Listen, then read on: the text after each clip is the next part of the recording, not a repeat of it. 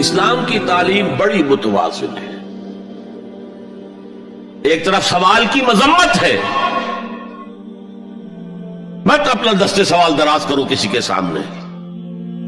جو شخص ہاتھ پھیلاتا ہے مانگنے کے لیے وہ اپنی عزت نفس کو ہتھیلی پر رکھ کر آپ کے سامنے پیش کر رہا ہے، اور آپ ٹھوکر مار دیتے ہیں اس کی عزت نفس. مانگو اللہ سے، اللہ کسی کے دل میں ڈالے تمہاری ضرورت پوری کر سکتا ہے، بغیر اس کے کہ تم کسی کے سامنے دستے سوال دراز کرو.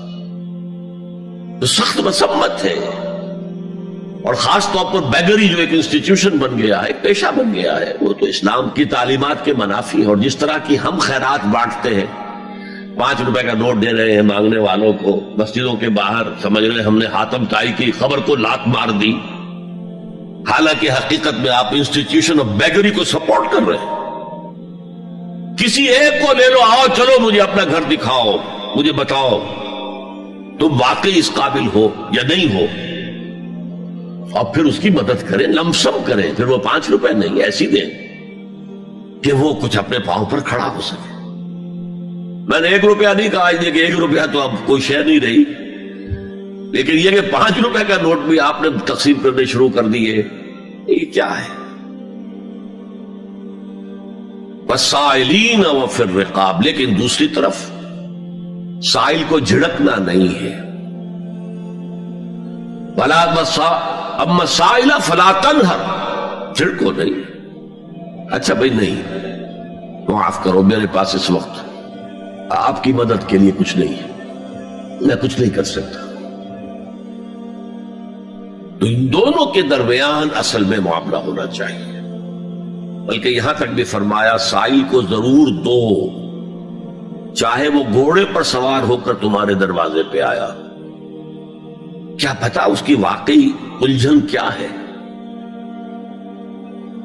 تو سوال کی مذمت اور سائل کو جھڑکنے کی ممانعت، حتی الامکان خالی ہاتھ نہ لوٹاؤ. اس نے اپنی عزت نفس اپنی ہتھیلی پر رکھ کر تمہاری سامنے پیش کر دیا، اسے ٹھوکر نہ مارو.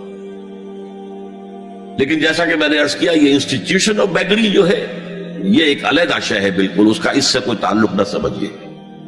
وفی الرقاب، رقاب جمع ہے رقبہ، گردن. فک رقبۃ او اطعام فی یوم ذی مسغبۃ یتیما ذا مقربۃ او مسکینا ذا متربہ. فک رقبۃ، کسی کی گردن چھڑا دینا.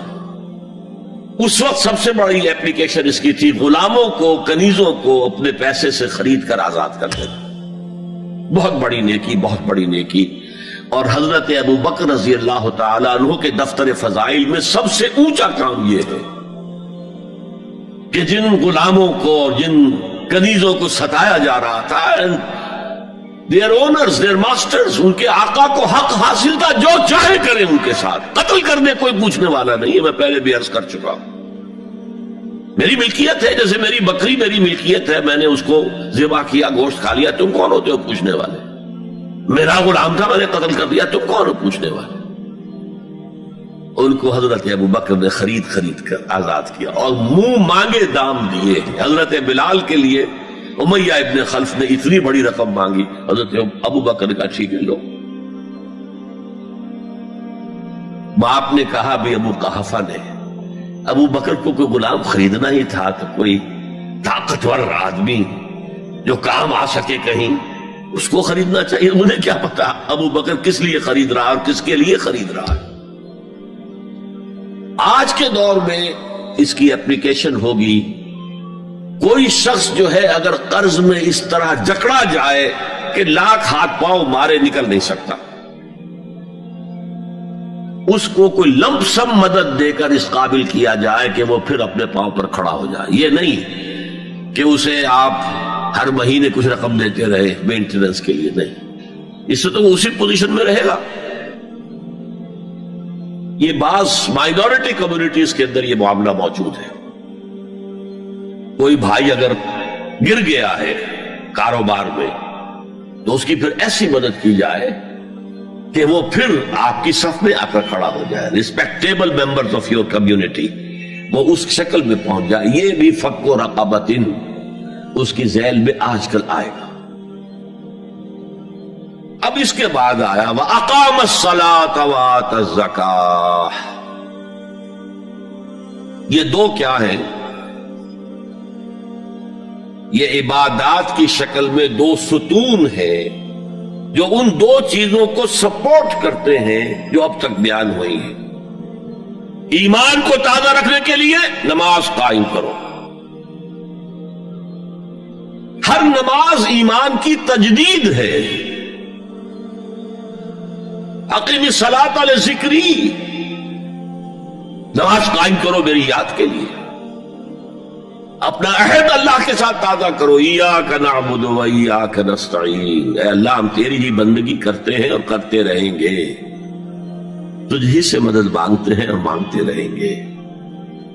اپنے اس عہد بندگی کو تازہ کرو، ایمان کو تازہ کرو. الحمدللہ رب العالمین الرحمن الرحیم.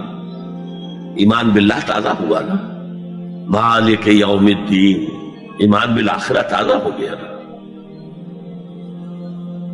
یہ ہے ایمان کو قائم رکھنے کے لیے، نیکی کی اس روح کو برقرار رکھنے کے لیے اللہ تعالی کی طرف سے یہ ستون ہے. الصلاۃ عماد الدین، دین کا ستون ہے یہ نماز.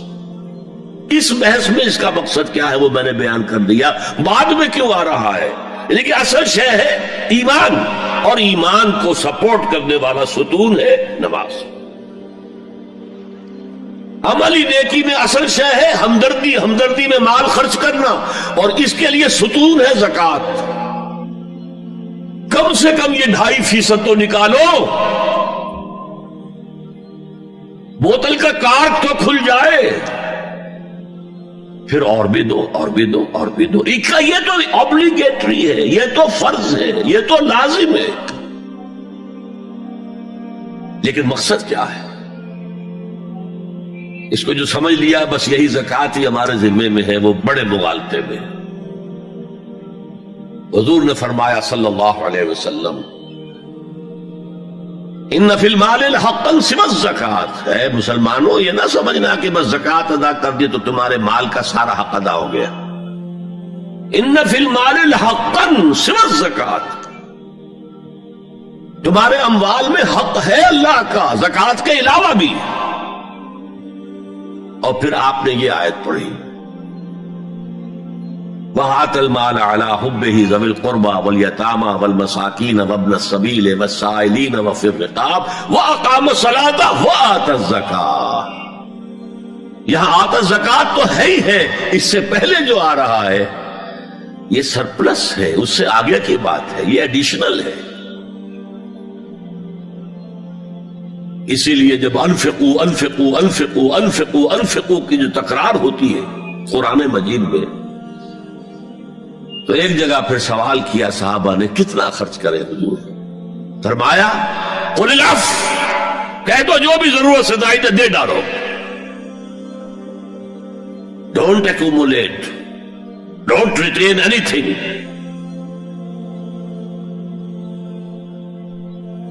ایک بات آپ سے کہوں، آپ کچھ چونک جائیں گے. حضور نے کبھی زکوٰۃ دی؟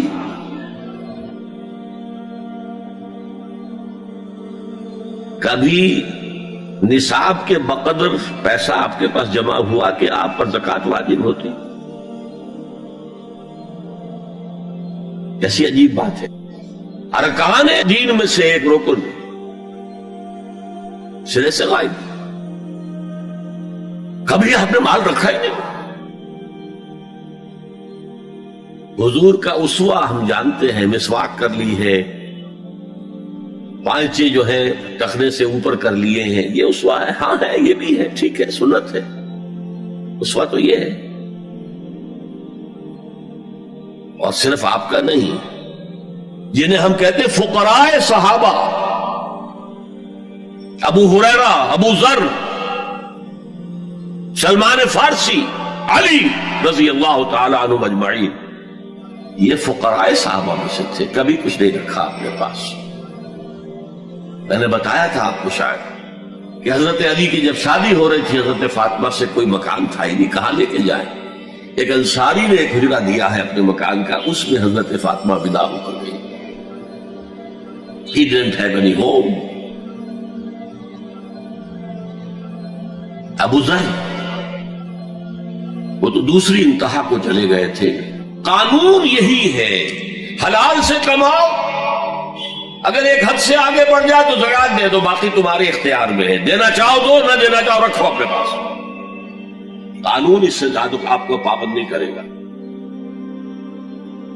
کبھی بھی آپ نے جبر نہیں کیا، ایمرجنسی میں بھی جبر نہیں کیا. ایک واقعہ آتا ہے کہ حضور کو کئی وقت کا فاقہ تھا. تھوڑی دیر کے بعد حضرت ابو بکر آئے، آپ نے چہرے سے پہچان لیا کہ فاقے سے. پھر حضرت عمر آئے، پہچان لیا کہ فاقے سے. شاید حضور خود اپنے لیے نہ اٹھتے نہ جاتے، اپنے دونوں ساتھیوں کو لے کر ایک انصاری کے باغ میں پہنچ گئے. انصاری کی عید ہو گئی، فوراً لا کر اس نے کچھ کھجوریں کچھ انگوروں کے گوشے رکھے. اس کے بعد وہ دوڑا چھری لے کر کسی جانور کو ذبح کرنے کے لیے. یہ ساری تفصیلیں میں کیا بتا رہا ہوں. نال یہ نہیں تھا کہ مدینے میں سبھی فاقے سے تھے، موجود تھے جن کے پاس مال تھا، لیکن جبرن آپ نے کسی سے کچھ نہیں لیا. جب وہ چھری لے کر چلا، فرمایا دیکھنا کسی دودھ والے جانور کو نہ ذبح کر. بہرحال کچھ دیر کے بعد وہ گوشت پکا کر لایا، روٹیاں رکھی. اس کے بعد حضور نے ایک روٹی پر چند بوٹیاں رکھ کر کہا یہ عائشہ کو دے آؤ، اسے بھی کئی وقت کا فاقہ ہے. اور پھر حضرت عمر کی طرف رخ کر کے کہا عمر یہ ہے وہ نعمتیں جس کا حساب دینا پڑے گا اللہ کے ہاں. فَأَمَّا بِنِعْمَةِ رَبِّكَ فَحَدِّثْ، اور یہ جو فرمایا گیا الہاکم التکاثر میں نعمتوں کا حساب لیا جائے. وَلَا تُسْأَلُنَّ يَوْمَئِذٍ عَنِ النَّعِيمِ، فرمایا یہ نعمتیں ہیں. یہ ہے اصل میں انفاق کا معاملہ، آپ کے اس پر چھوڑ دیا گیا ہے. جتنا بھی آپ میں جذبہ ہے، جتنا بھی آخرت کا یقین ہے، اتنا ہی آپ پسند کریں گے کہ آخرت کے بینک میں جمع کرائیں، یہاں کے بینکوں میں کیوں جمع کرائیں. یہاں کتنا دے دیں گے آپ کو؟ 10%، 20%. وہاں 700% ملتا ہے. 700% نہیں، 7,000، 700 گنا. Why to keep it in these banks? حضرت مسیح کا جو پہاڑی کا واس بہت مشہور ہے، سرمن آف دا ماؤنٹ، بڑے پیارے الفاظ ہیں. میں آپ سے اپنا تاثر عرض کیے بغیر نہیں رہ سکتا. جہاں تک مواعظ کا تعلق ہے، جو حضرت مسیح کے مواعظ آئے ہیں ان سے اونچے واعظ کوئی ممکن نہیں. اسی میں یہ جملہ بھی ہے، دیکھو اپنا مال زمین پر جمع نہ کرو، جہاں چوری بھی ہوتی ہے ڈاکہ بھی پڑتا ہے، کیڑا بھی خراب کرتا ہے. آسمان پر جمع کرو جہاں نہ چوری کا اندیشہ، نہ ڈاکے کا خوف، نہ کیڑا خراب کر سکے. اس لیے کہ میں تم سے سچ کہتا ہوں کہ جہاں تمہارا مال ہوگا وہی تمہارا دل ہوگا. مال یہاں ہوگا تو دل اٹکا ہوا ہوگا، اور فرشتے اس طرح گھسیٹ کر کھینچیں گے آپ کی جان کو جیسے کہ سیخ پر سے کباب کھینچا جاتا ہے. اور اگر دل وہاں لگا ہوا ہے جس کے لاکھوں کروڑوں ڈالر سوئس بینکس میں جمع ہے، اسے کہا جائے نکل جاؤ پاکستان سے، اسے کوئی تکلیف ہوگی؟ نکل جاؤ فلاں ملک سے، ملک بدل کرتے تو کیا تکلیف؟ میرے بینک کے اندر پیسے ہیں. البتہ جس کا باہر کچھ نہ ہو اسے اگر یہ دی جائے